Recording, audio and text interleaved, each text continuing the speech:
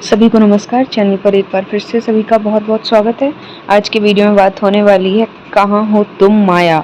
ये निर्मला पुतुल जी द्वारा लिखी गई एक बहुत ही महत्वपूर्ण कविता है जो कि आदिवासी विमर्श पर आधारित है।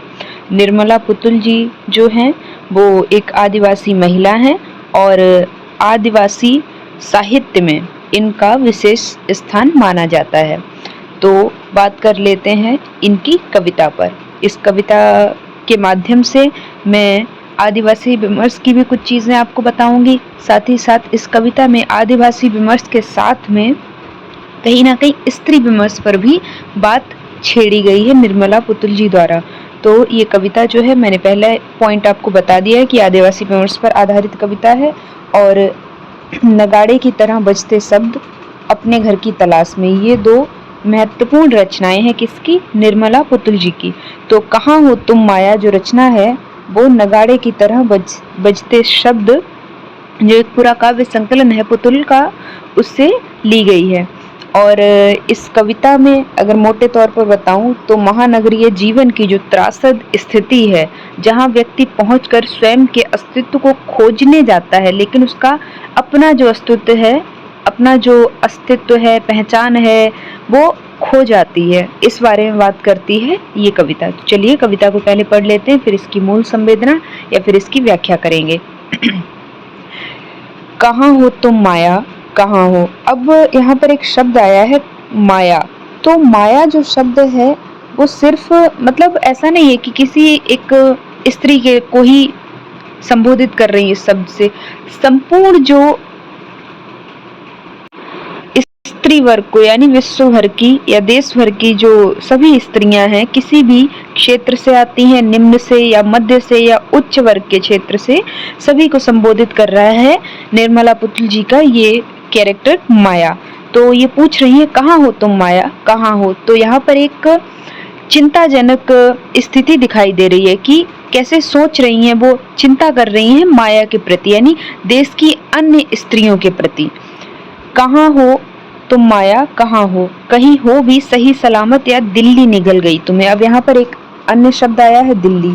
तो दिल्ली आप सबको पता है एक महानगर है, देश की राजधानी है, लेकिन दिल्ली शब्द से यहाँ पर सिर्फ दिल्ली को संबोधित नहीं किया गया है। जैसे माया शब्द से केवल माया को संबोधित नहीं किया गया है, वैसे ही दिल्ली शब्द से दिल्ली को संबोधित न करके देश के जितने महानगर हैं, देश विदेश के जितनी बड़ी बड़ी जगहें हैं जहाँ चकाचौंध से भरी जिंदगी लोग जीने के ख्वाब देखने पहुँचते हैं, चकाचौंध से आकर्षित होकर वहां पहुंचते हैं कि हम भी अपनी जिंदगी को अब सुधार लेंगे, तो उन सभी स्थानों के लिए दिल्ली शब्द से संबोधित किया गया है, उन सभी स्थानों को जिसमें दिल्ली भी इंक्लूडेड है। दिल्ली निगल गई तुम्हें, क्या सचमुच इतने लोगों से होकर गुजरी तुम, या वे सब के सभी गुजरे अनचाहे तुम्हारी जिंदगी से। अब ये जो शब्द है, यहाँ पर स्त्री विमर्श की बात भी आ रही है।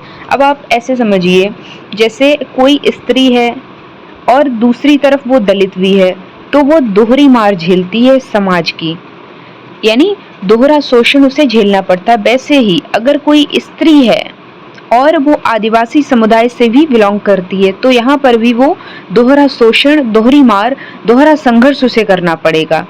तो यहाँ पर ये बात आई है। तो क्या सचमुच इतने लोगों से होकर गुजरी हो तुम। यहाँ पर कहीं ना कहीं जो आदिवासी समुदाय की स्त्री के प्रति चिंता जताते हुए निर्मला पुतुल जी बता रही हैं कि किस तरह से एक बहुत ही छोटे क्षेत्र से निकली स्त्री स्वयं का विस्तार करने के लिए, या फिर कह लीजिए स्वयं की जीवनचर्या को अच्छा करने के लिए, अच्छे जीवन यापन के लिए, अच्छे भविष्य के लिए बड़े शहरों में निकलती है, संसाधनों की बेहतर तलाश करते हुए, या फिर कह लीजिए अपनी रोजमर्रा की जिंदगी को बेहतर करने के लिए, कुछ धनार्जन करने के लिए, अपनी लाइफस्टाइल बदलने के लिए। तो कहीं ना कहीं उसे मजबूरीवश खाने के लिए, एक पेट की आग होती है ना, उसे शांत करने के लिए उसे देह व्यापार में भी उतरना पड़ता है। तो ये जो पंक्तियां हैं उसके देह व्यापार की जो दारुण स्थिति है उसकी ओर संकेत करते हुए निर्मला पुतुल जी द्वारा लिखी गई हैं।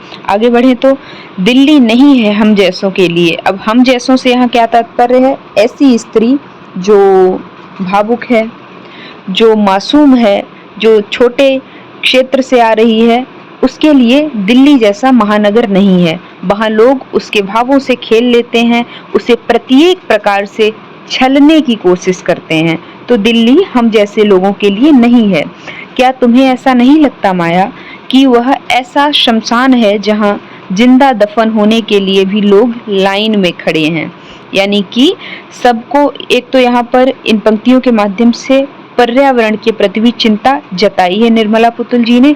आप सबको पता होगा कि दिल्ली की स्थिति आज कैसी बन गई। इनफैक्ट लोग कहते भी हैं कि दिल्ली में अगर कोई व्यक्ति अगर रह जाता है तो वो अपनी जो जीवन है उसको 10 वर्ष कम कर लेता है, यानी उसकी लाइफ के 10 वर्ष नेगेटिव में चले जाते, माइनस हो जाते हैं। यहाँ का जो पोल्यूशन है उसकी वजह से, उसका जो मतलब लंग्स वगैरह है, जाहिर सी बात है यहाँ पर जो हवा है वो अच्छी नहीं है, पॉल्यूटेड है, जिसकी वजह से हम सांस लेने में कभी कभी तकलीफ भी महसूस करते हैं। तो उसी कारण इन बातों को लेकर पर्यावरण की समस्या के इर्द गिर्द घूम रही हैं कौन? निर्मला पुतुल जी।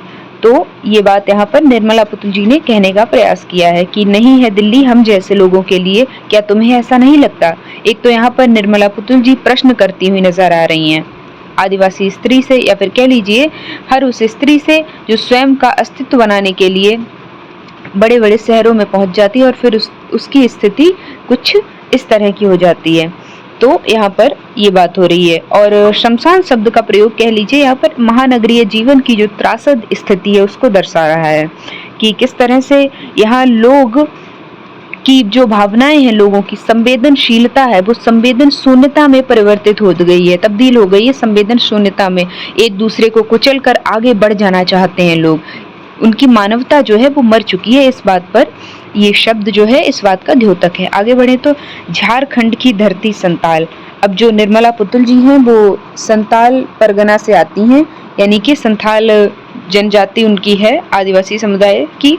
तो झारखंड की धरती संताल परगना की माटी, दुमका के पहाड़ और काठी कुंड के उजड़ते जंगल पुकार रहे हैं तुम्हें, तुम जहां भी हो लौट आओ माया।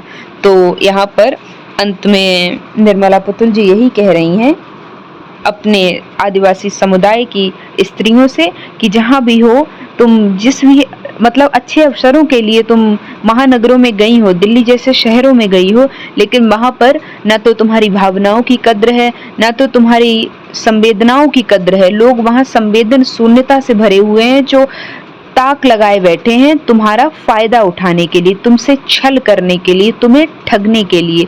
तो तुम्हारे जैसे यानी हम मासूम लोगों के लिए, हम आदिवासी स्त्रियों के लिए ये महानगर नहीं बने हैं। हमारे लिए हमारी माटी ही, मतलब हम अपनी माटी में ही सुरक्षित हैं। तो जहां भी हो तुम माया, अपनी माटी में, अपने क्षेत्र में, अपनी प्रकृति के बीच लौट आओ। यहाँ पर ही मतलब तुम्हारा जीवन सुरक्षित है। तो स्त्री के जो मतलब आज की स्थिति बनी हुई, जहाँ स्त्री किसी भी तरह से सुरक्षित नहीं है, कहीं ना कहीं उस सुरक्षा पर भी या असुरक्षा पर भी बात करती हुई नजर आती हैं कौन? निर्मला पुतुल जी। अब बात कर लेते हैं इसकी मूल संवेदना पर। तो कहाँ हो तुम माया, ये एक तरीके से मूल संवेदना है इसकी। हालांकि मैंने आपको पूरा विस्तार से बता दिया, तो एक बार इसको ही पढ़ देते हैं। कहाँ हो तुम माया कविता में कवित्री निर्मला पुतुल आदिवासी स्त्री के अस्तित्व की तलाश का आख्यान प्रस्तुत करती हैं। गरीब घरों की या मेहनतकश लड़कियां गांव से काम की तलाश में बाहर कस्बों एवं शहरों की ओर रुख करती हैं। यहाँ आकर उन्हें तमाम तरह के धंधों में धकेल दिया जाता है। यहाँ देह व्यापार की बात हो रही है, जिनमें वे शारीरिक मानसिक पीड़ा निरंतर झेलती हैं। इसके साथ ही कुछ को मानव तस्करी जैसे कार्यों में तथा कुछ को यौन शोषण में घसीट दिया जाता है। आदिवासी एवं गरीब जवान स्त्रियों को ये बड़े शहर निगल जाते हैं। कवित्री ऐसे ही तमाम उन घर से बेघर होती लड़कियों की तलाश करती हुई कहती हैं कि कहाँ हो तुम माया, कहाँ हो। तो प्रश्न करने के उपरांत कहीं ना कहीं उनका संस्कृत मन दिखता है, यानी शंका है उनके मन में।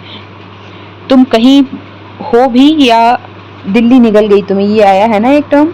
एक लाइन पूरी आई है इस तरह की। तो कवित्री माया को संबोधित करते हुए बहुत ज़्यादा चिंतित हैं, क्योंकि जिन बड़े शहरों के लिए यह आदिवासी गरीब जवान लड़कियां पलायन करती हैं, उनको ये शहर अपनी चकाचौंध के आवरण में लपेट लेते हैं। पैनी आंख गड़ाए बड़े शहरी भेड़िए उनको आसानी से अपना शिकार बना लेते हैं। उन अभागी लड़कियों को ये शहर, जिसमें दिल्ली भी शामिल है, निगल जाता है। कवित्री आगे कहती हैं कि अपना गांव छोड़ने के बाद न जाने तुम्हारे सामने कितने चेहरे, कितने तरह के कार्य आए होंगे, जिनके बीच से तुम निकली हो, यानी चाहे अनचाहे तमाम तरह के अनुभवों से तुम गुजरी हो। दिल्ली जैसे शहर के संबंध में कवित्री कहती हैं कि हमारे जैसे व्यक्तियों के लिए ये शहर नहीं बना है। तो माया से प्रश्न करते हुए कवित्री कहती हैं कि उस शहर में संवेदनाएं नहीं हैं, भावनाएं नहीं है। मैंने आपको बताया था किस तरह से लोग संवेदन शून्यता में परिवर्तित हो गई है लोगों की संवेदनशीलता। कहने का तात्पर्य यह है कि वहाँ जिंदा लोगों में इंसानियत नहीं है, इसलिए वह शमशान जैसा है, जहां आदिवासी इलाकों से आई भोली भाली मासूम युवतियों को जिंदा दफना दिया जाता है। अपने प्रदेश की धरती की प्रशंसा करते हुए कवित्री माया जैसी लड़कियों को वापस लौट आने का आग्रह करती हैं। वह उन्हें अपनी धरती, प्रकृति, जंगल सबका वास्ता देकर भरपूर कोशिश करती हैं कि जहां कहीं भी हो तुम अपनी धरती पर वापस लौट आओ, क्योंकि यहीं पर तुम सुरक्षित हो। दिल्ली जैसे जो महानगर हैं वहां पर तुम असुरक्षित हो। तो यहीं पर वीडियो को एंड करते हैं। अगर वीडियो अच्छा लगता है तो वीडियो को लाइक ज़रूर करें, चैनल को सब्सक्राइब करें, क्योंकि आपके सिलेबस से रिलेटेड इंफॉर्मेटिव वीडियोस समय समय पर आपको इस चैनल पर बेहतर नोट्स के साथ में प्रोवाइड किए जाते रहते हैं। तो अगर कोई क्वेरी या डाउट है तो आप मुझसे ज़रूर पूछें। वीडियो को यहीं पे एंड करते हैं। Thanks for watching this video.